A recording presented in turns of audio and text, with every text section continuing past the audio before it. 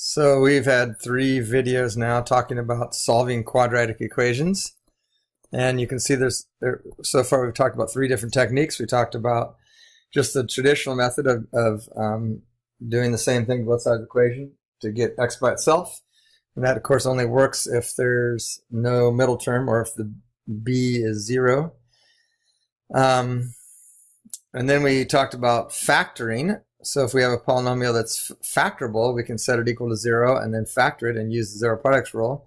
And then we had talked about the ones that were not factorable. We use completing the square method. And so you've been using the completing the square method, I assume. And maybe you've got to some that you couldn't use the completing the square method because there's something wrong, or just having a number up front. I didn't show you how to do that. Or maybe you're just getting tired of completing the square because it is a long process.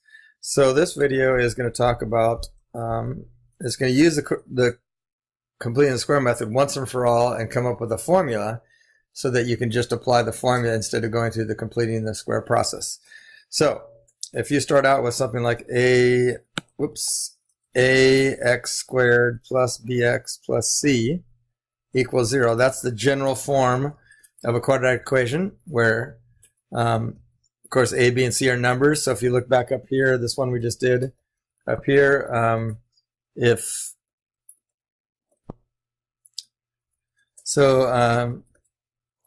lost my train of thought here. So, this one up here, the a would be 1, the b would be -6, and the c would be 9. If we're talking about, well, actually, I guess up here it would have been 14, but anyway, like up here, the a would be 1, the b would be -6, and the c would be 9. Okay, so that's, so what we're going to do is we're going to complete the square on this by moving the a, b, and c's around. So the first thing I would do is divide by a to get rid, so there's no number out front of the x squared. So if I divide everything by a, that means divide this by a, this by a, this by a, and that by a. That would leave me with x squared plus b over a x plus c over a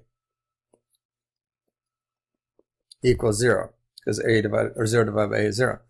And then if I wanted to complete the square, of course, I'd move this out of there. So then I'd have x squared plus b over a x is equal to -c over a, because I subtracted c over a from both sides.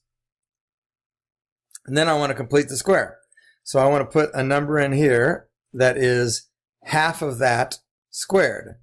So half of b over a would be b over 2a. And then if I square that, I could just go like that. But of course, if I do that to this side, I got to do the same thing over here. So there'd be a plus b over 2a squared over here as well.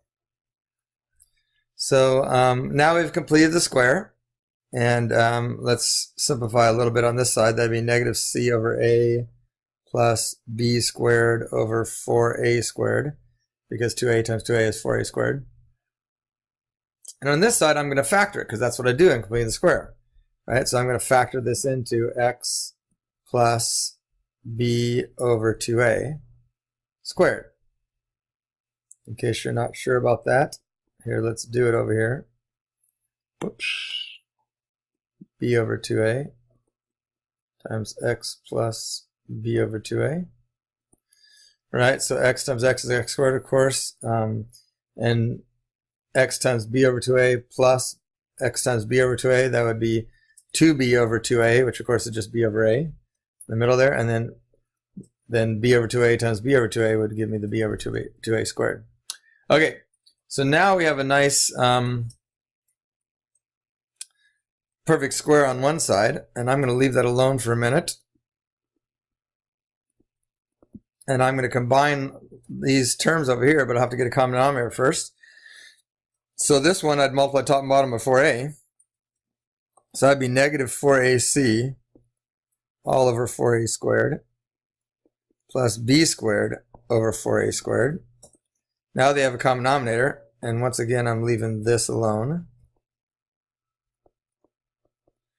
And when I combine those, I would get b squared minus 4ac. That may look familiar to some of you. Okay. So now I've got the right side kind of simplified, and so I'm going to take the square root of both sides to get rid of this squared, and I end up with an x plus b over 2a.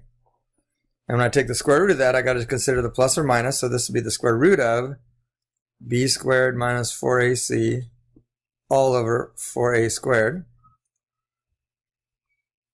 And so then x plus b over 2a is equal to plus or minus.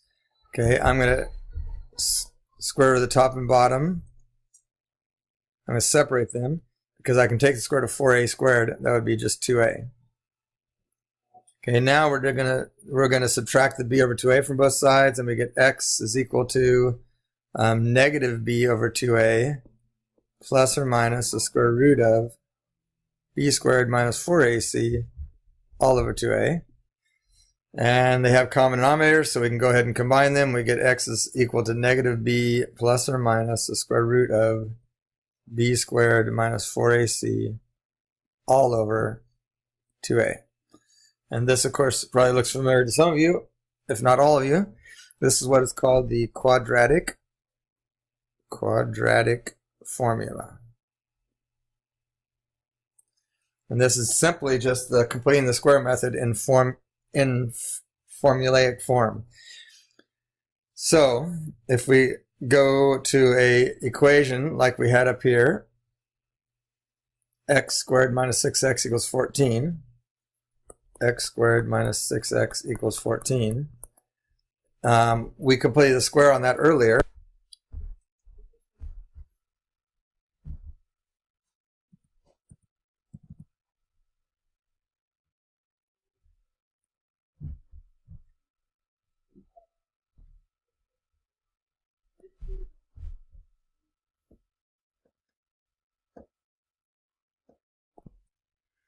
Okay, so sorry about that. It looks like my screen just went black for a second.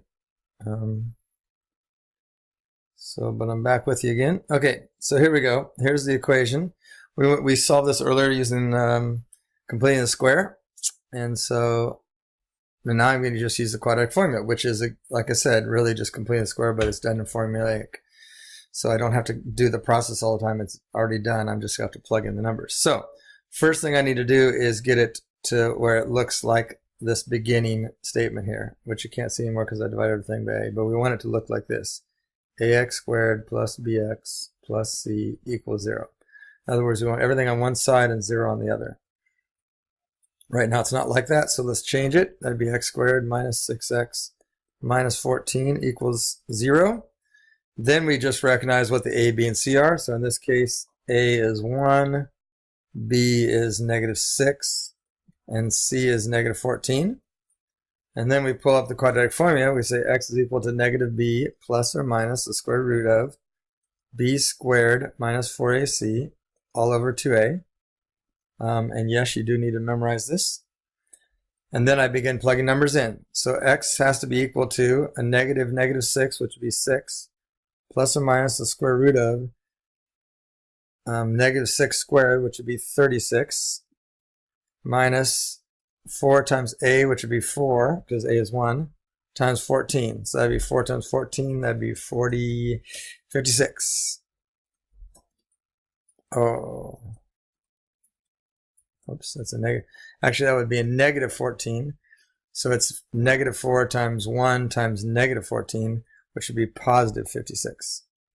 Okay, and then on the bottom, I have 2 times 1, which is just 2. So we'll do a little bit of simplifying here. X is equal to 6 plus or minus the square root of, see, 36 plus 56, that'd be 80, 92, all over 2. And then we just need to simplify. So let's see,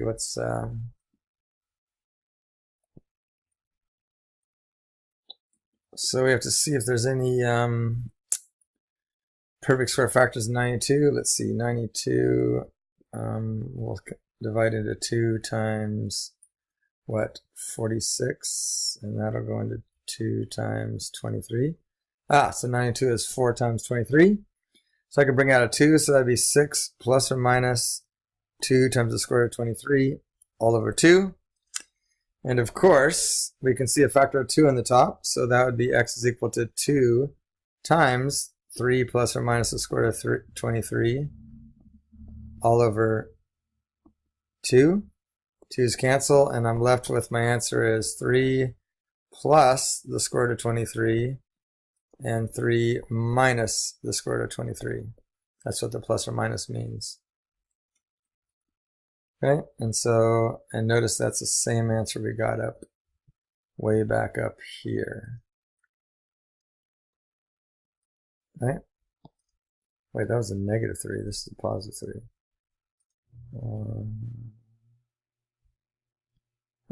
Did we get something wrong up here?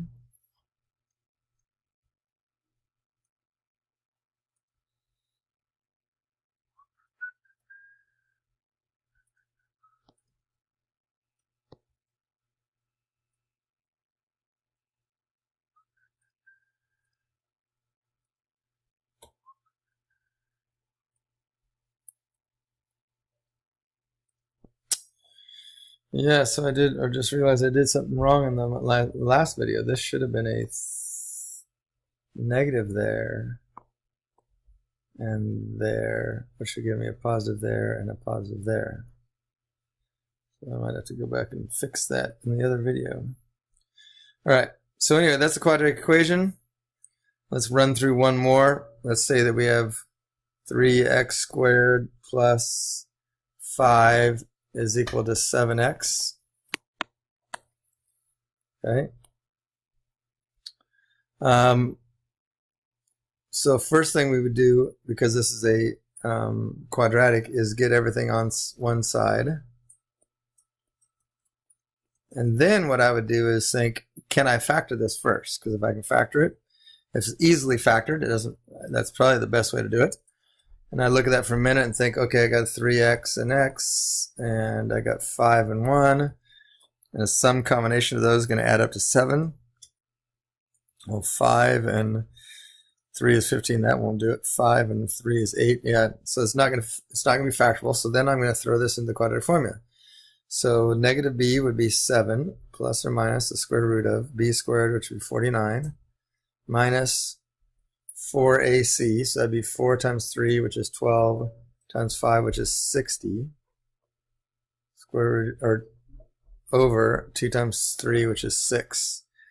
And notice, and right away I notice that 49 minus 60 is going to be a negative number, and that would make me, so specifically it would be 7 plus or minus the square root of negative 11 over 6, and that means, man, I made that really long.